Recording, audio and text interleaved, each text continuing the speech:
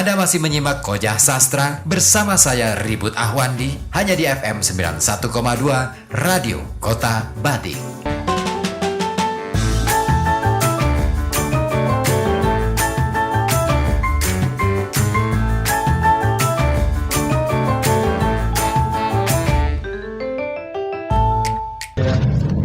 Oke, balik lagi di podcast spesial pada malam hari ini dan kita masih ngomongin soal dunia kesusastraan, wabil khususnya gimana sih sastra hari ini, masihkah cukup menarik, masihkah cukup seksi? Kalau dulu kita sering baca novel itu sesuatu yang istimewa, lomba baca puisi itu sesuatu yang istilahnya wah banget gitu, mewah. Bahkan pementasan naskah drama itu menjadi sesuatu yang dinanti-nanti. Sekarang dengan berbagai macam platform media sosial, nampaknya itu menjadi tantangan yang sangat harus dijawab untuk kedepannya. Seperti apa sastra? Nah, balik lagi ke dua bintang tamu kita yang sangat spesial. Tadi sudah sangat dalam, asik banget aku. Aku membayangkan kayak ini, iya. Penyadarannya luar biasa. Apa ya? Tembakan dari Pak Indro Tranggono ini luar biasa. Saya ngerasa tertohok loh Pak tadi Pak. Iya, lawas piye ya.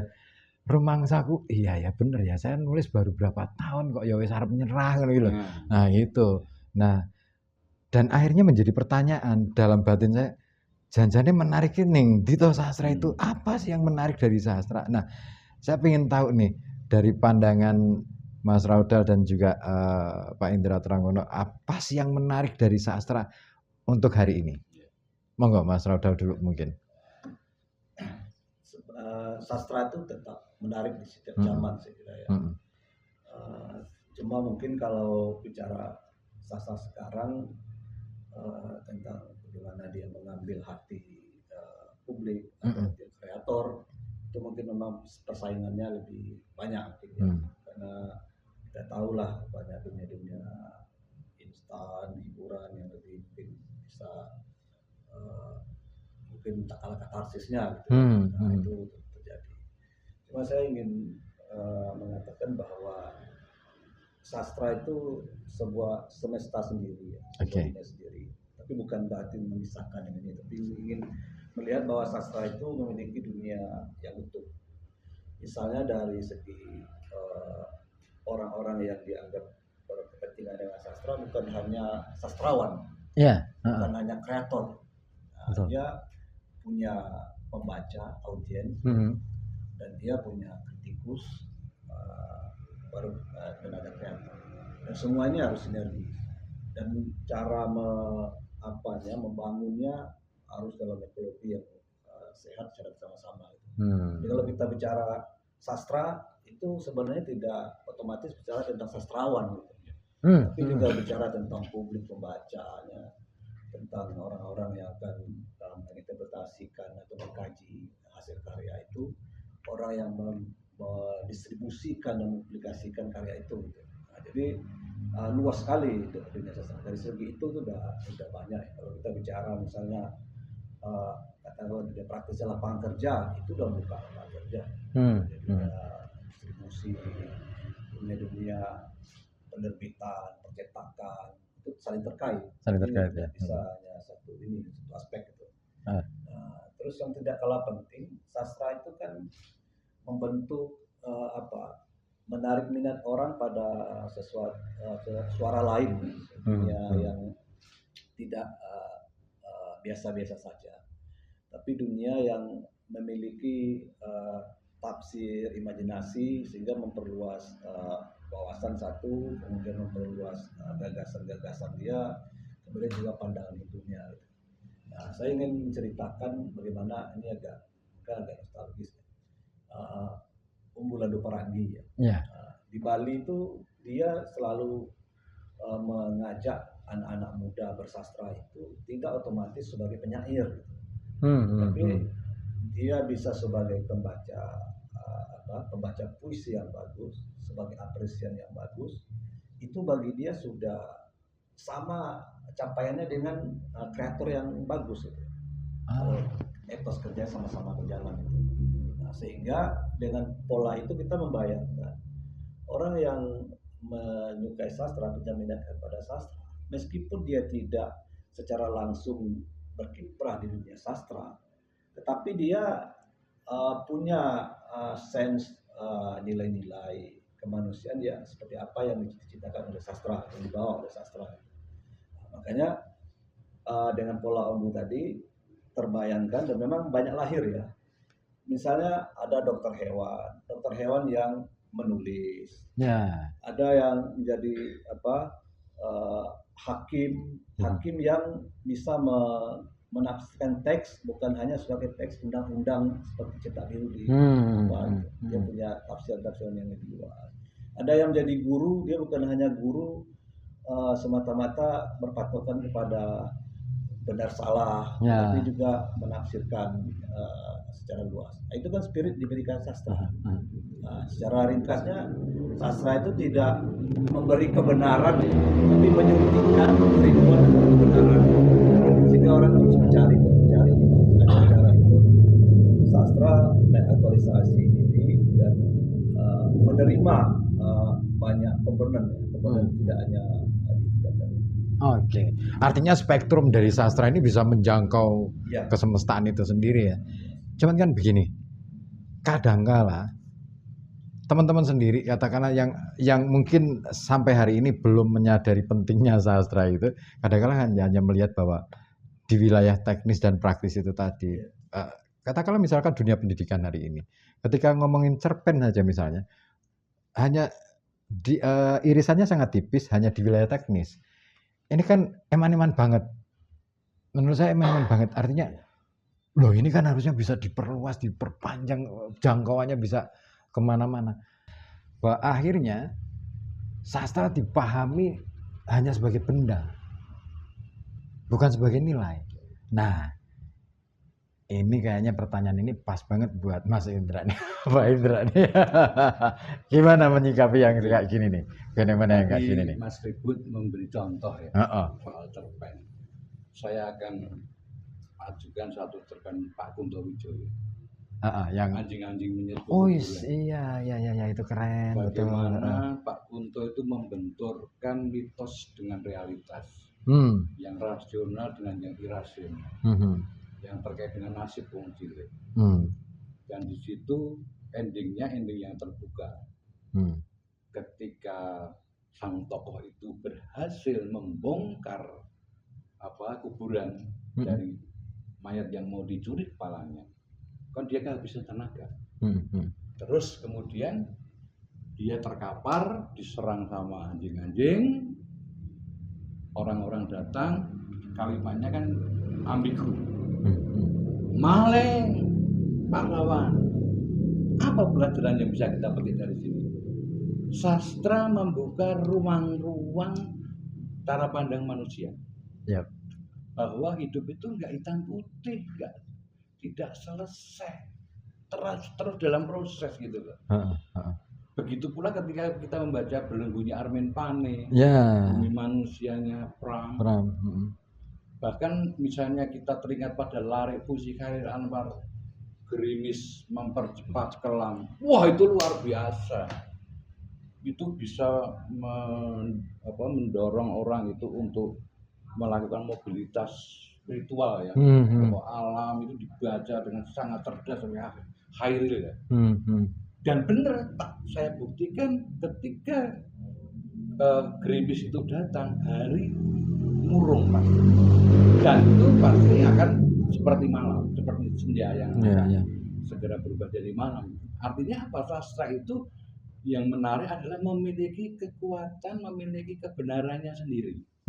Kebenaran itu tidak dalam arti konvensi moral etik yang berlaku pada masyarakat saja, tetapi juga kebenaran alternatif.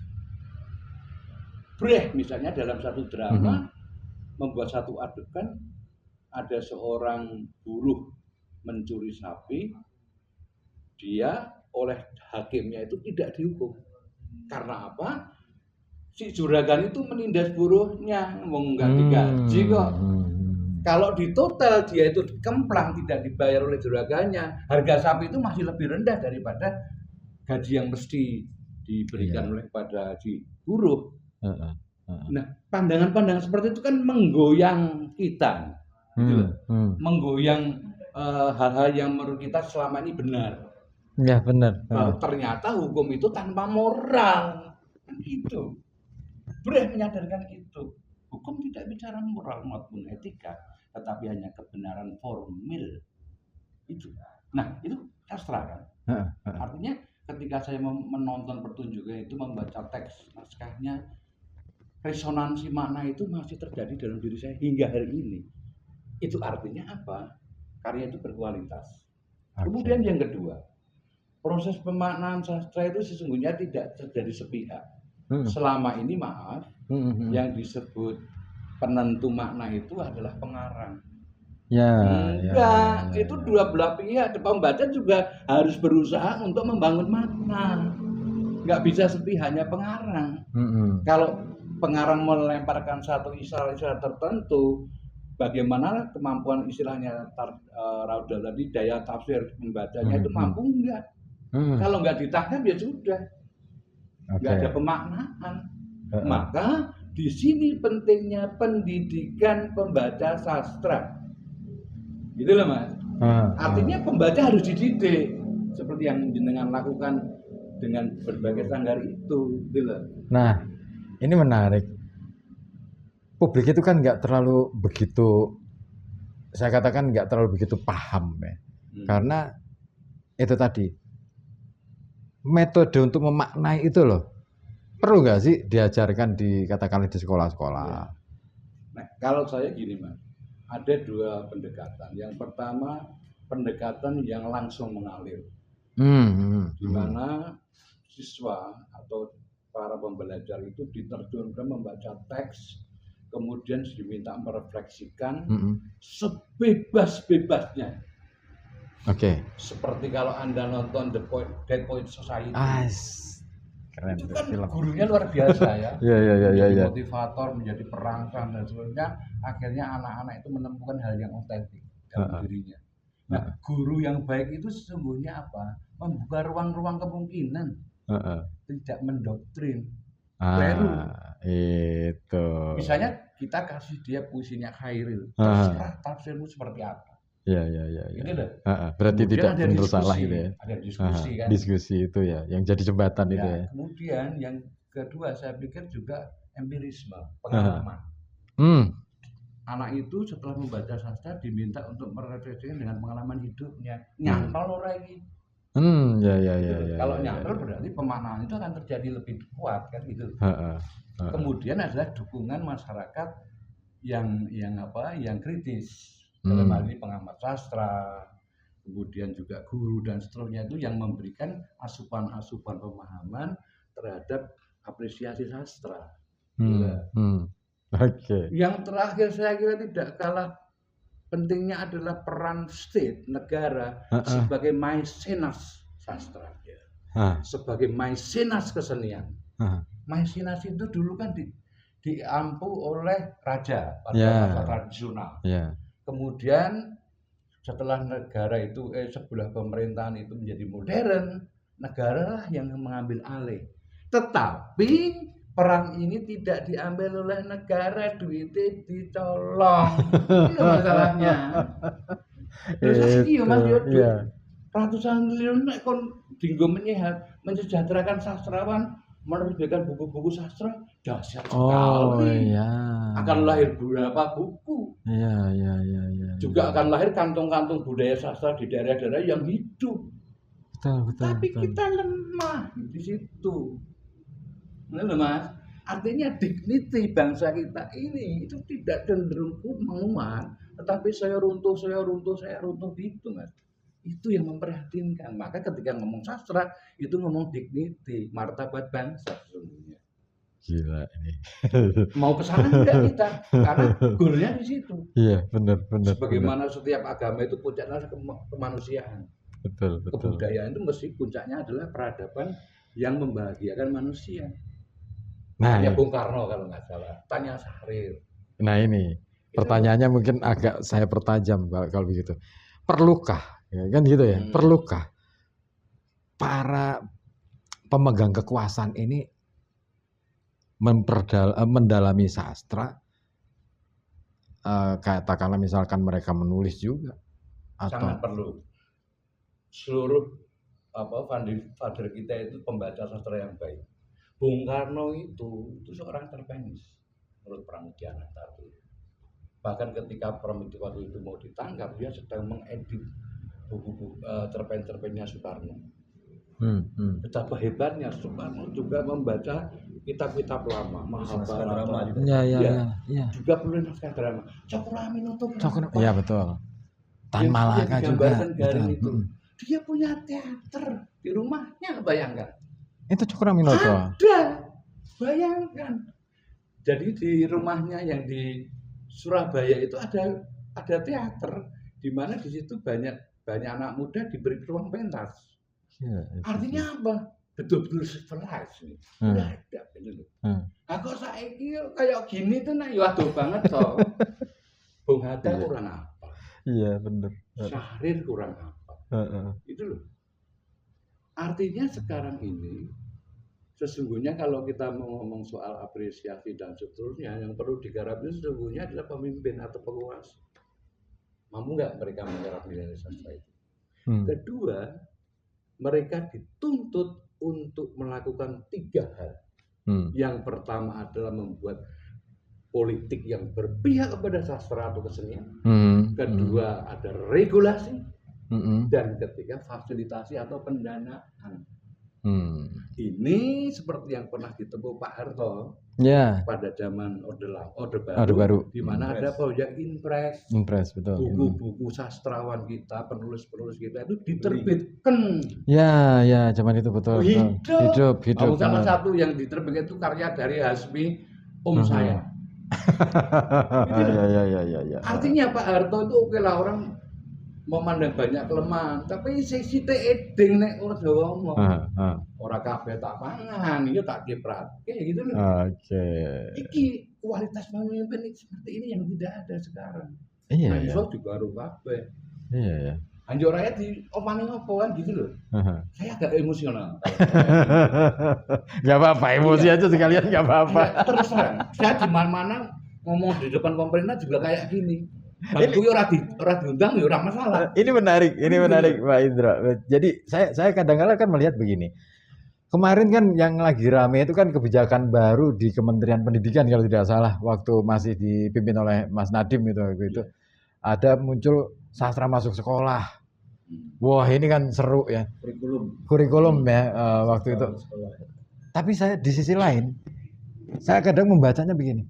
Ini beneran atau enggak, karena kita tahu bahwa pendidikan hari ini katakanlah kita agak ke sana dikit ya sebentar ya, nanti kita akan masuk ke ranah yang lebih jauh lagi, bahwa pendidikan hari ini mau tidak mau adalah kemauan dari industri.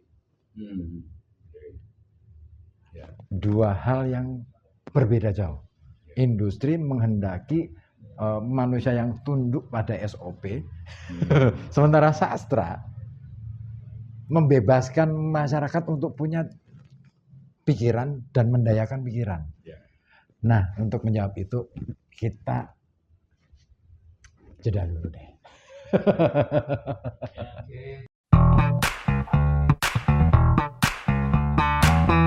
Koja Sastra akan kembali setelah beberapa pesan berikut ini.